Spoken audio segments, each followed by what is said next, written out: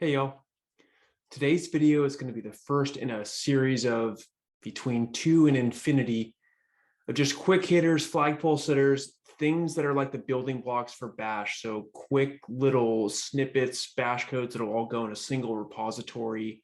And eventually I want it to be like Lego building blocks. So if you're writing a Bash script and you need to like plug and play some different things, you can go here. Today's video is going to be on running some checks at the start of a script to see if the user is root or not. So if someone is running sudo and then providing feedback on that. So a couple different options, one just to exit, one to run something conditional. I'm going to create two different files.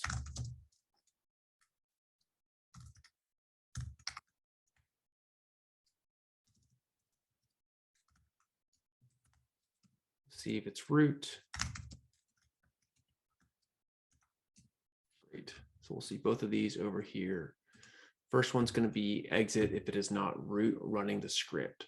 So you might want to do this if you have manually imported something and you have sudo or no sudo and you just don't want to have to add that in. So if it's something that you need to have root access for to run, this is a good opportunity to use that. I have it over here. I'm going to copy and paste it. Then we'll go through it. First thing you'll see is bin bash. That's going to be on all of them. Generally just good practice. If you don't know it, you can look it up. I'll have a link in the description also. Going to see if the person running the script as root. So what we're doing is just an if statement. So it's if and then phi at the end. So if backwards. We're going to have a single bracket conditional. We're going to go through single and double brackets.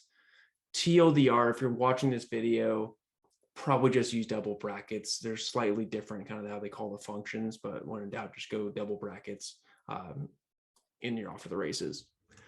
But I just want to show you both. So we're going to do if the effective user ID is -ne, so not equal to 0. 0 is the user ID for root. Then we're going to tell the person invoking the script to please run this as root and exit. So let's save this and we will run it.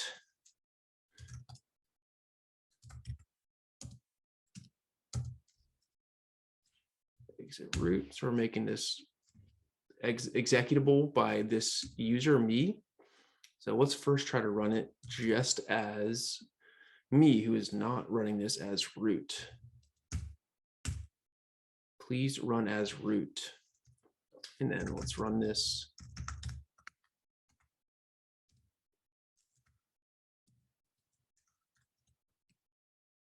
Great, and it works.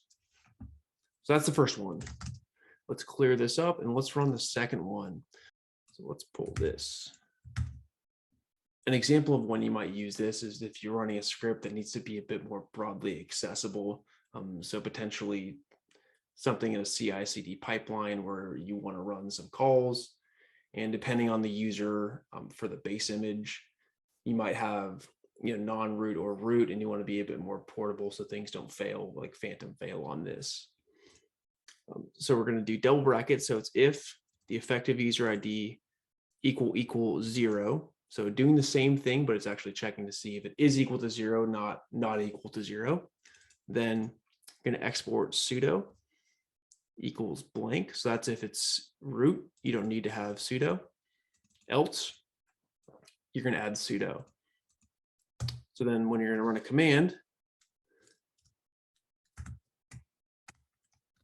let's run this one. So echo sudo, depending on who it is, google.com. And we should expect to get the same things here.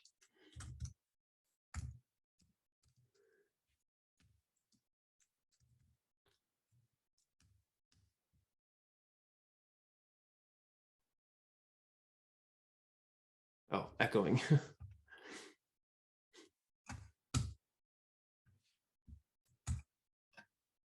Let's run this again. So it's going to echo sudo there.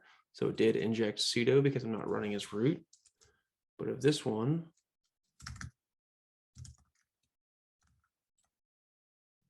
perfect. That's it. Hope that helps. Let me know what else y'all would like to see.